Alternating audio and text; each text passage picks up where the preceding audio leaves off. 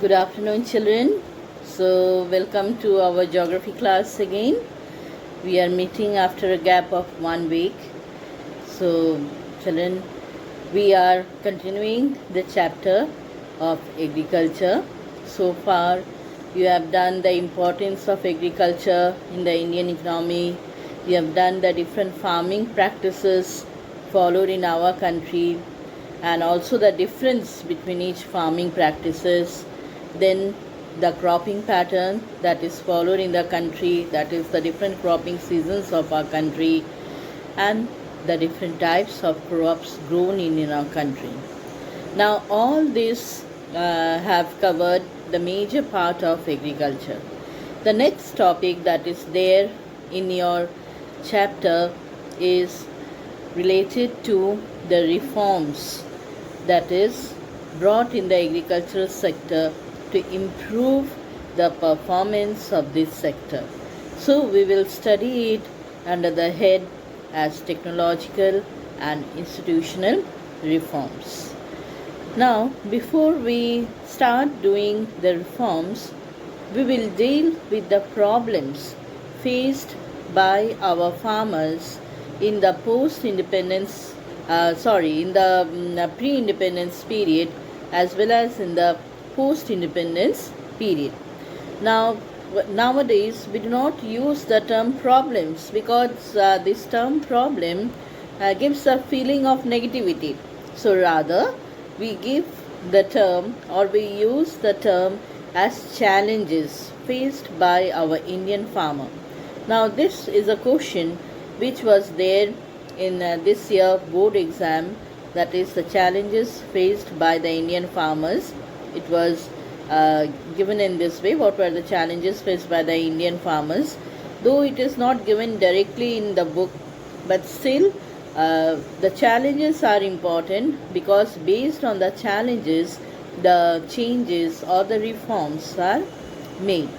So first we will do the challenges that the farmers of our country had been facing in the pre-independence period and the challenges that the farmers are facing still now in the post-independence period. And then we will go to the reform section. So we will start first with the problems or the challenges faced by our farmers in the pre-independence period.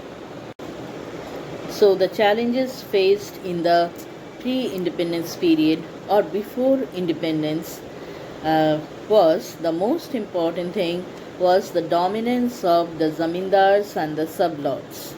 The zamindars had a very dominating scene in the villages, and they rather controlled the agriculture.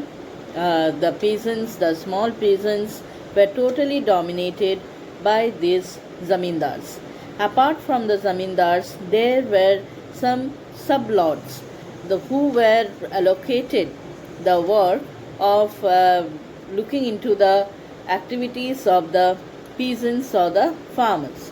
So these sublords also dominated the peasants and exploited them in different manners. Secondly, the farmers and the government, in between them there were a lot of intermediaries. There were a lot of people who used to dominate in their own way. So apart from the dominance by the zamindars or the people appointed by the zamindars, there were many other intermediaries or many other people who also interfered and who tried to exploit the peasants in their own way. The peasants was also asked to pay taxes, and that was the main income from the land revenue. And 4/5 of the produce, whatever the farmers used to produce, a major part, you can well imagine 4/5 of the produce, that is the major part, was collected from the peasants in the form of taxes, and almost nothing was left with the peasants. Very small amount was left with the peasants. So the peasants were overexploited during the pre-independence period. So there was total exploitation from different sectors. As industries were not present in our country, the agriculture sector was the main source of income for the British people. And not only from the British people, before that also during the Mughal period, or the rulers prevailing before that, all of them had tried to exploit the peasants, because agriculture was the most important or the dominant occupation followed in our country. The next important challenge was to the farmers was lack of funds, impoverishment. Why lack of funds? Because whatever the peasants used to produce, the major part of the produce used to be paid in the form of taxes. So this lack of funds led to more and more poverty among the farmers. The farmers did not have anything at all in their hand. They had very meager, very less amount of money for their own sustenance. So the lack of funds led to more poverty among the farmers of our country. Before independence, students, the agricultural sector grew at a rate of 1% per annum or even below that. Before independence, that is that time, 50 years before independence, at that time also the rate of growth in the agricultural sector was just 1% or even below that. Our next another problem faced or another challenge faced by our farmers was that only 4% of agricultural land had proper irrigation system at that time. The farmers were totally dependent upon the monsoon rain for the success of their harvest. So only 4% of land had the facility of agricultural water, irrigation water, and that irrigation water supply came from the canals which the local rajas or zamindars had dug to supply water to the fields for irrigation.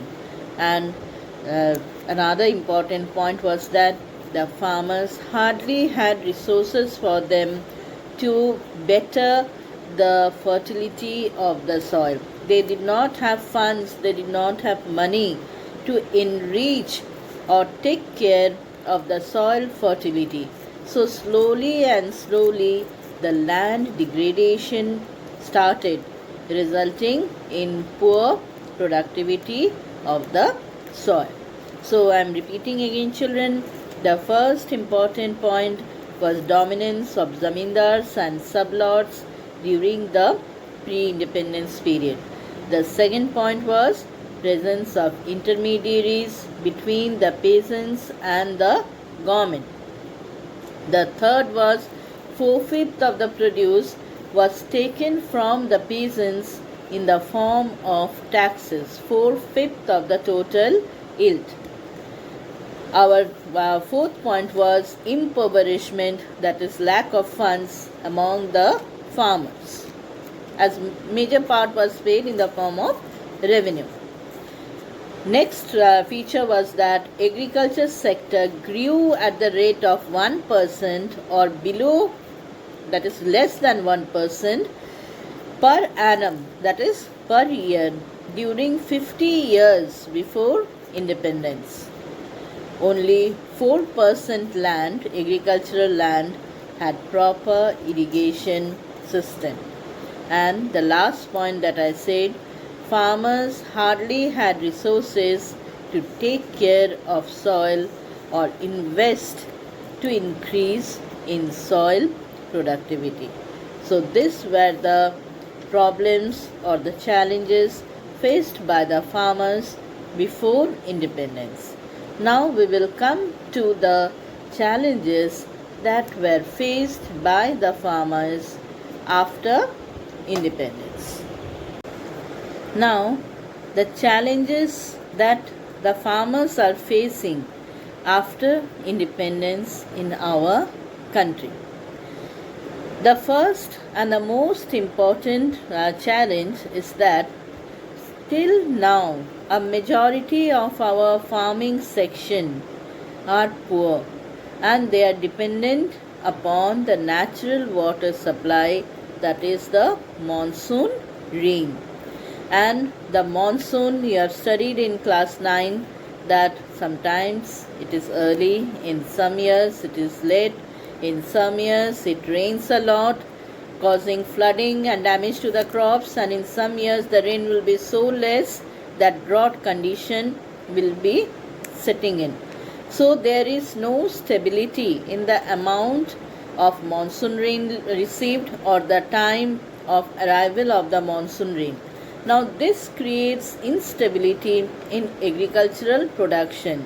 If in one year the production is more, it does not ensure that the next year also the productivity will be maintained. So this kind of dependence creates instability in agricultural production, and the productivity fluctuates year to year, and when the productivity fluctuates, the price, the income, the employment also fluctuates in agricultural sector. In economics, you have already studied that there is disguised unemployment, so seasonal unemployment is there. So not only the productivity fluctuates, along with that the price fluctuates, the income of farmers fluctuates, and of course employment generation also fluctuates from year to year.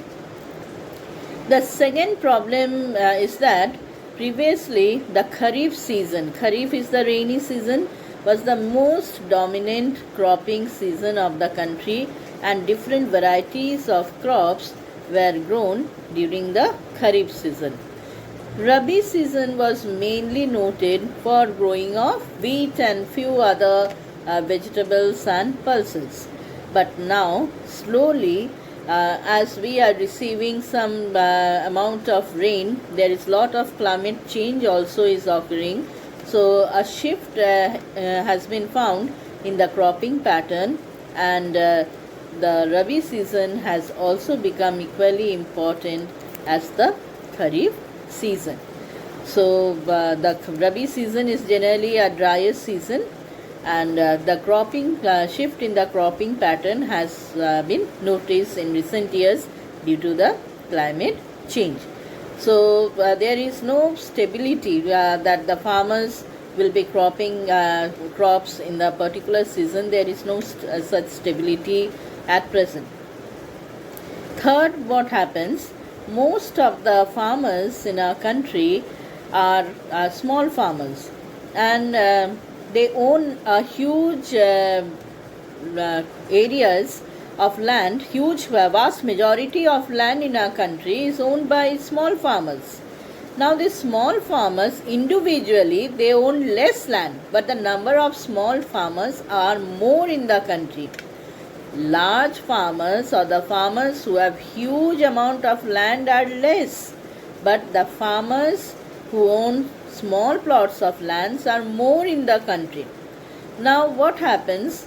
Large scale farming cannot be carried out by these small farmers, and these small farmers, because their income is low, because their land area is more, they cannot involve in large scale production of crops, and so what happens? Their cost of production rises up, whereas the output per hectare is less. What happens, children, in case of large plots of land? If a farmer buys a particular machine, that machine will do the major work. So one time investment and they will reap the benefits for a huge length of time. But here the farmers have very less capital in their hand, and they have to spend more money in buying the different kinds of farm inputs like fertilizers, pesticides, arranging for water. They have to spend more money, and because the plots of land is small, the output per hectare or the income per hectare is not much. So the farmers are at a loss because the plots of lands are small. They cannot get the benefit of large scale farming. Next, what happens? A majority of our farming section in our country is in debt. Debt means they have taken loans either from the zamindars or from money lenders, and when they cannot repay their debt, they sell their land.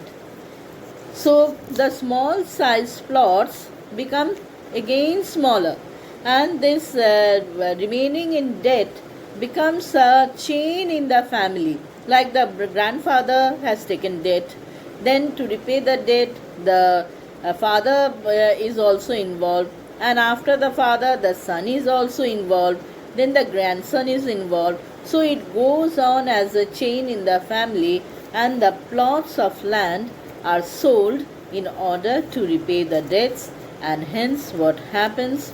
The land becomes smaller and smaller in size. So whatever land was there, it again becomes smaller, and so the farmers are at a loss. Now in the villages there is lot of surplus agricultural laborers, and this surplus agricultural laborers, labor force, suffer from unemployment during the season when agricultural activities is not taking place. So a surplus labor force also reduces the wage rates. Suppose for one work, if the requirement is 2, but if 4 people is available, then what will happen? The farmers who will be laborers, they will get less money. So presence of surplus agricultural labor force or disguised unemployment in the rural areas, in the village areas, pushes the wage rate below the subsistence level. Subsistence level means the level that is required for the minimum survival. The labor force, the farm laborers, do not even get that sufficient amount to feed the family because too many laborers are available in the rural areas. Next, a most important problem or challenge is illiteracy among the Indian farmers. The Indian farmers are very much ignorant about the different modern scientific methods of cultivation. Many of them continue to cultivate the same crop season after season or year after year, and finally the land loses the soil fertility. The general rule is that if a certain cereal is grown which is utilizing more amount of soil fertility, then that must be followed by a pulse. Pulse generally are leguminous crop with the exception of arhar. This I had said before also. Arhar dal cannot be used in crop rotation because it's not a leguminous crop. Leguminous crops generally help to increase soil fertility. So with the exception of this arhar, any kind of cereal must be followed by a pulse. So this will help to increase the soil fertility. But what happens? Our farmers will grow the crop that they had grown in the past, and continuous growing of a single crop or the same crop reduces the soil fertility because every crop requires certain amount of nutrient from the soil. Now if the same crop is grown repeatedly, then certain nutrients gradually finishes from the soil or depletes from the soil. So the soil fertility is reduced, and slowly the productivity also is reduced. So illiteracy among the Indian farmers is still a very important, a major problem. Next, inadequate use of proper manures, whether it is our vegetable peels and cow dung, or chemical fertilizers, all these are not properly used by our farmers, so the productivity of Indian farms is less than the Chinese or Japanese farms. Chinese and Japanese farms produce more from their field than the Indian farmers. Then we have different varieties of seeds which are introduced by the government. Now these different varieties of seeds are produced after carrying on research in the research laboratories, in the agricultural universities, but our farmers are unable to buy them because most of them are very costly and lack of funds do not allow them to afford these seeds. So if improved variety of seeds are used, then the productivity will be more and income from the farms will also be more. Then what happens in most of the villages, there are local water resources like ponds are there or rivers are there, but the farmers generally cannot use the local water resources because proper channeling of water resource from the ponds, from the lakes or from the rivers to the fields is not there. So if that is done, then the local water resources will help to reduce the burden of the farmers on irrigation water canals, because when you use the canal water you have to pay tax to the government. But if the local water is utilized, then there is no need of taxation. So if that can be arranged by the government, the farmers' dependency on monsoon will reduce and they will have a better yield. So there is need to develop cheap and easy method to utilize the local water resources of an area, which will greatly reduce the dependency on the monsoon. Then as the farm sizes are low, there is inadequate use of farm machineries because of small land holdings. The farm sizes are very small, whereas in the farms in USA they have large farms. The farmers, they invest once in buying farm machinery, and the work is done by the farm machinery itself, starting from preparing of seedbed till harvesting. Every work is done by the machinery. But here the farm size is so small, the farmer's income is less, they cannot invest and use the modern machineries that is being that are being discovered at present, that are being utilized in the large farms. Next, what happens, children? Collection of the surplus product. Every farmer is having some surplus product. Now for the marketing of these products, collection of the surplus product is necessary. Now the farmers has to depend upon the middlemen for the selling of the product, for the disposal of the product, and these middlemen are the people who will try to exploit the farmers by buying them. Now children, when we buy any agricultural products from the market, we are buying from the market, but before the product reach the market, it passes through different hands. The middlemen, they are the ones who collect from the farmers, and they arrange for transportation and bring it to the city, and from the wholesale market of the city it goes to the vendors, the petty vendors who you find selling the vegetables or the sabji walas. So the middlemen, they exploit the farmers by buying from them at a very cheap rate. Sometimes they will also store the products in a cold storage, and they will wait for the price rise, and they will speculate, they will create an acute shortage. Like sometimes in some of the years you will find that the prices of onion goes up very high.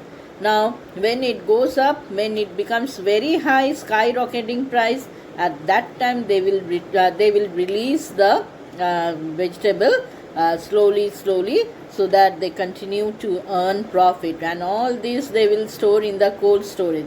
So nowadays you will find that even the winter vegetables you will get in the summer season, and the summer season vegetables you get in the winter season, because they are stored in the cold storage. So as the farmers are small and scattered, they themselves do not have any means to collect and sell them in the market. They totally have to depend upon the middlemen, and the middlemen buy from the farmers at a very cheap rate, and then they arrange for the marketing in the city areas, in the urban areas, and they exploit the farmers. They buy from them at a very cheap rate, at a very cheap price. The farmers have to give away their produce.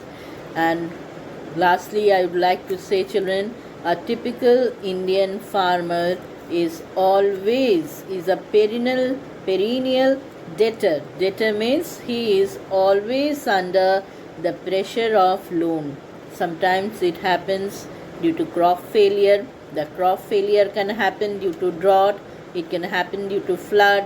Sometimes, the insects like the locust, they attack the crop and they totally destroy the standing crop. Sometimes the money lenders, they are exploiting. Sometimes the low prices of crops is there.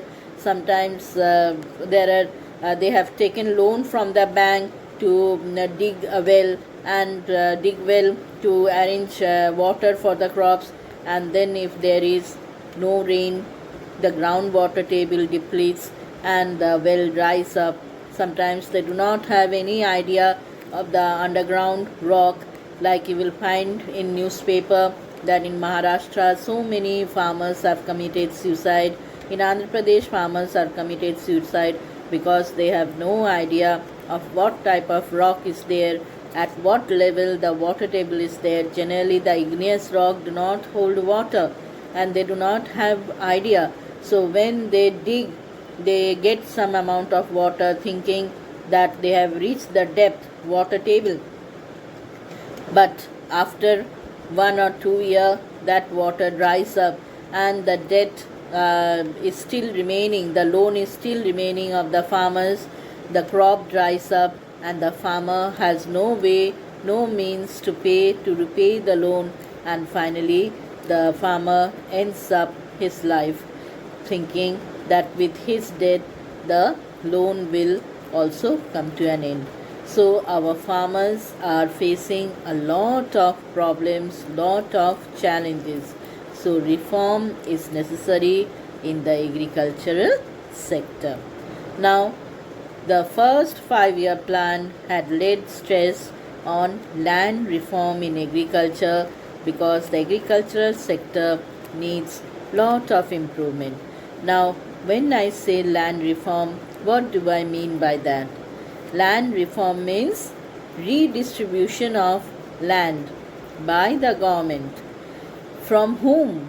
From the landholders, that is the zamindars. Previously, the zamindars used to have huge amount of land. So the zamindars were forced to give up the land, though now many zamindars are still having lot of land, because corruption is there, malpractices is rampant in our country.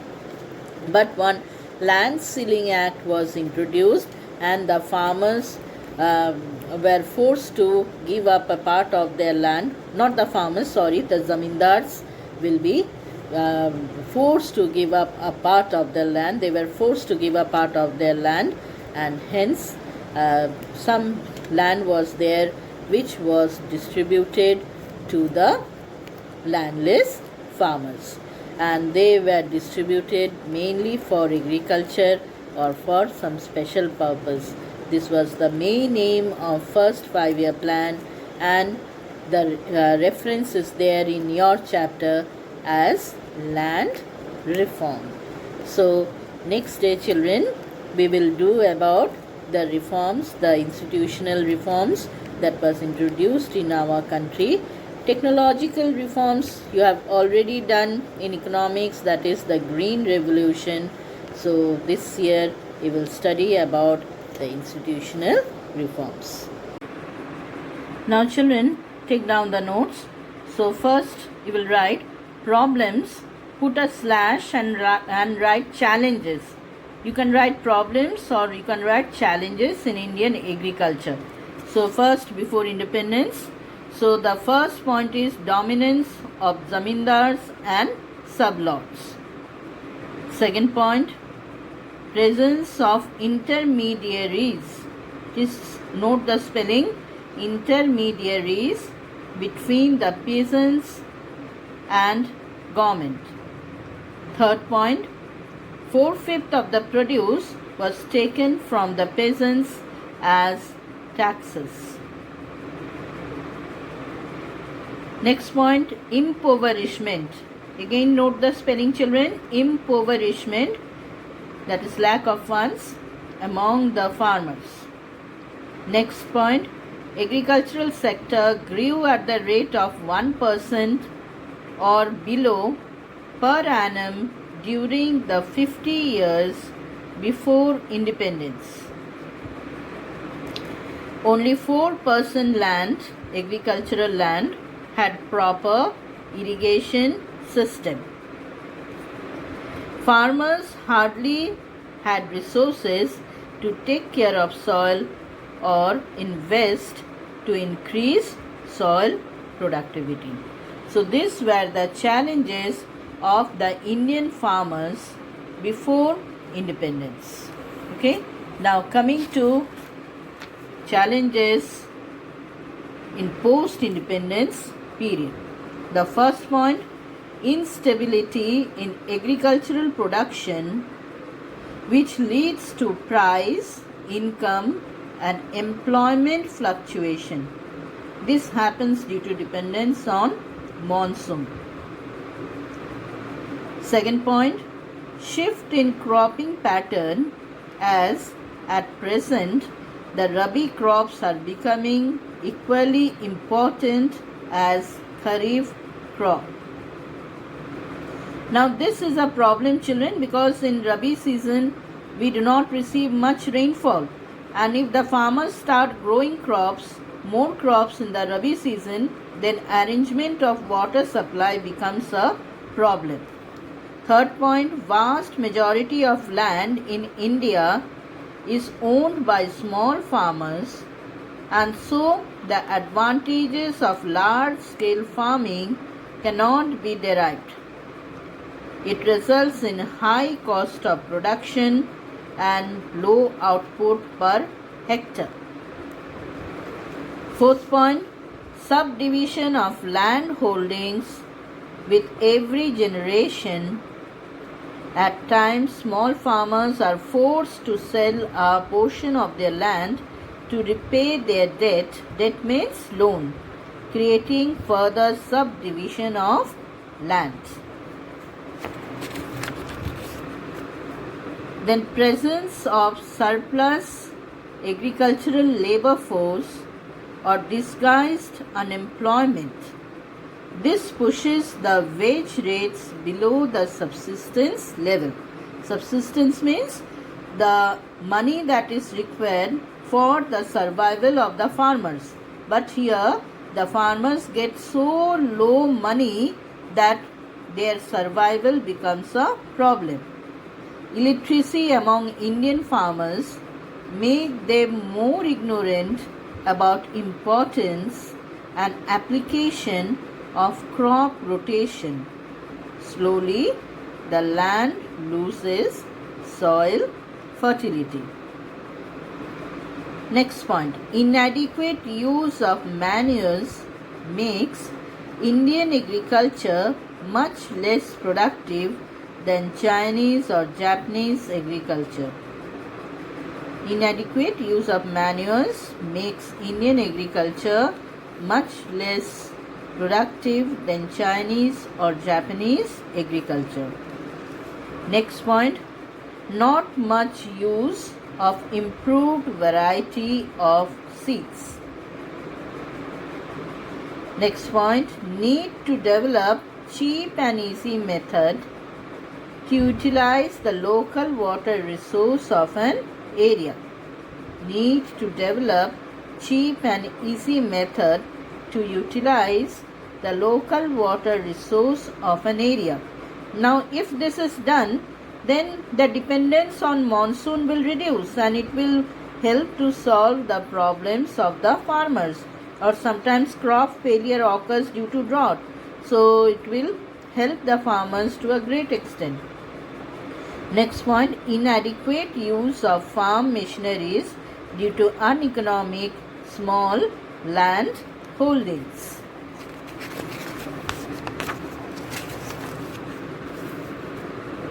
Next point, as the farms are small and scattered, the collection of surplus for the purpose of marketing presents a serious problem.